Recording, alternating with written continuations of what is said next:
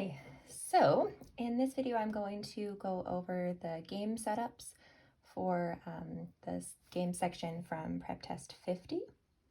Okay, so on Law Hub that'll be section 1, but the prep test itself, I believe it's section 3. So if you have like a paper copy or a PDF or something, then it would be section 3. Okay, so first game says at each of 6 consecutive stops.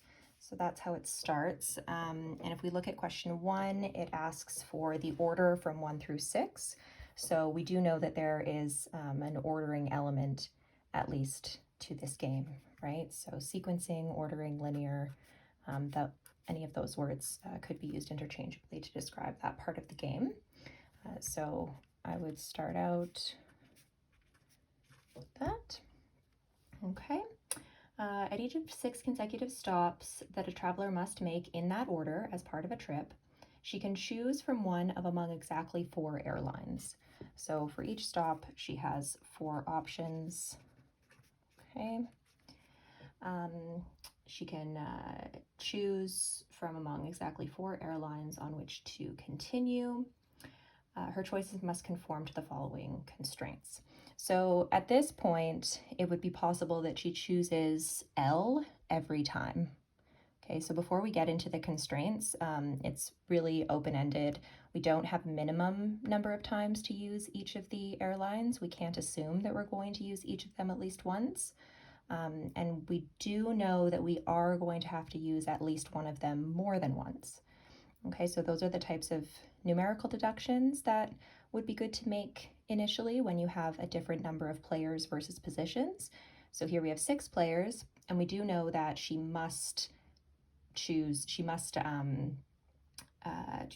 can choose from among exactly 4 airlines for each of the stops.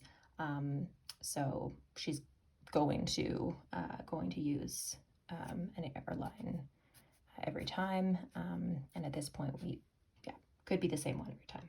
All right, then we get into the constraints. So for the first one, whichever airline she chooses at a stop, she chooses one of the other airlines at the next stop. All right, so now we know that she has to use at least 2 different airlines. She could at this stage just alternate between 2 of them, but we know that she can't have L, M, N, N, or OO. You can look at this as a non-consecutive rule type. Okay. It can be helpful to write them all out.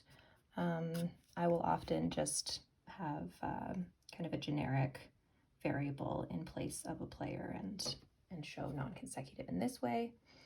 But sometimes it helps when you have them written out like this. Just the visual similarity is helpful. Okay, 2. She chooses the same airline at stop 1 as she does at stop 6. So 1 and 6 are going to be the same. I would visually represent this with a shape. Okay, so whichever player is in 1 is also going to be in 6. Whichever player is in 6 is also going to be in 1. Conditionally, we would have a biconditional here.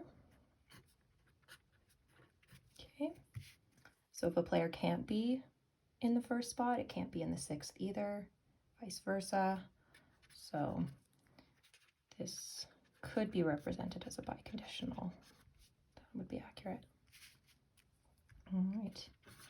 3. She chooses the same airline at stop 2 as she does at stop 4. Again, a shape.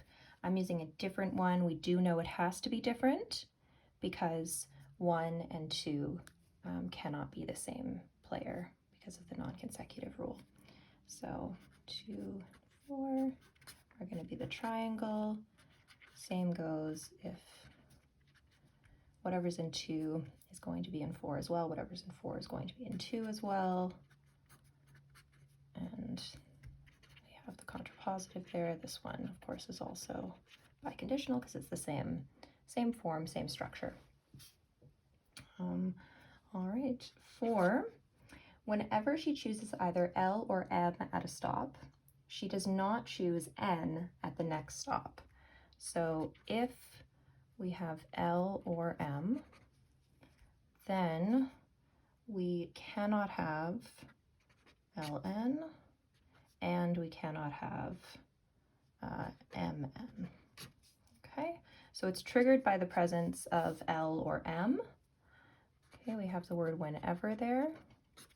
So that indicates a sufficient condition. Okay, sufficient goes on the left and that triggers. Necessary goes on the right.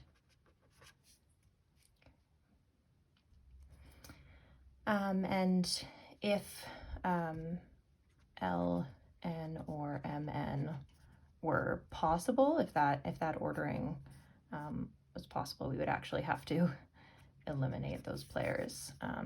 This contrapositive isn't going to be super useful. We just have to make sure that we don't have this this arrangement.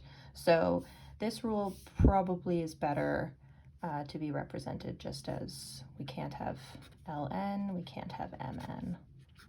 Okay, so and that can simplify it a little bit because actually understanding what this means is a bit tricky, right?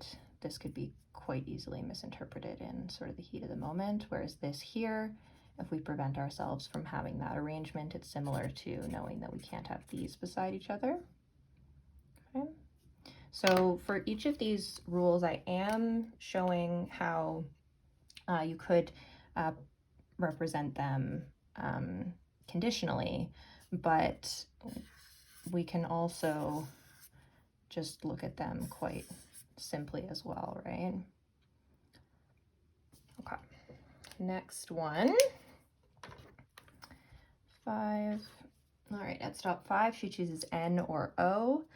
So believe it or not, this one we can also read as conditional. So if N isn't 5th, then O is 5th.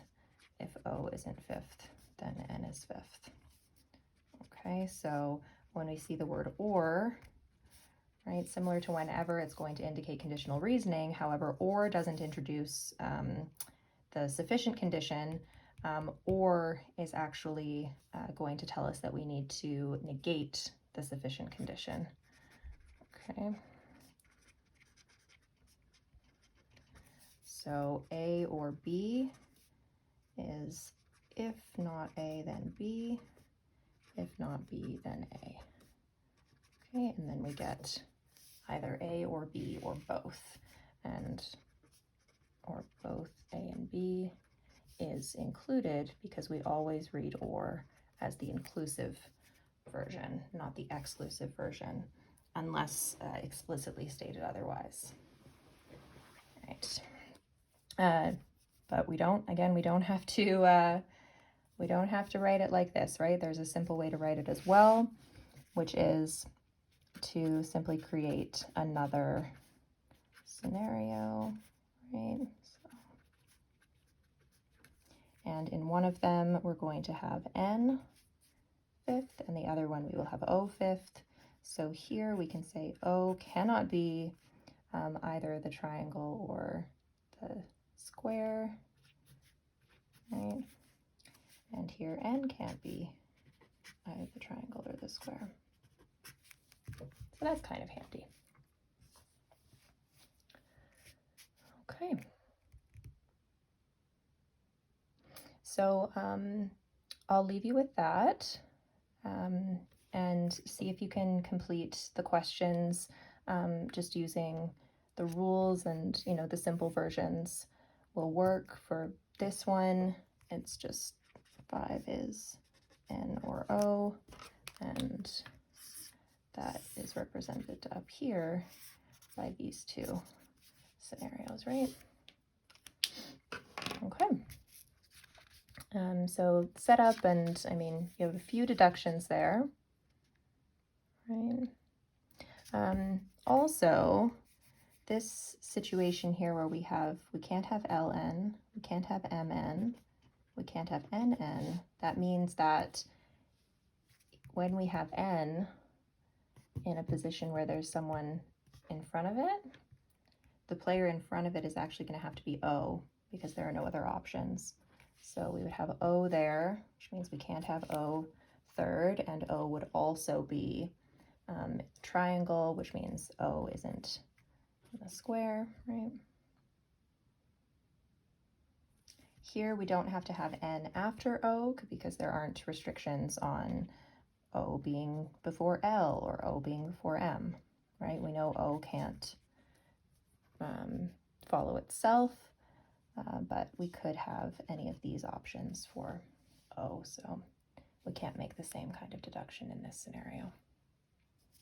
Okay. All right, so now I will leave you with it and you can go into the questions. Let me know if you have any difficulty with particular questions, or if there's like a specific rule here that you weren't understanding.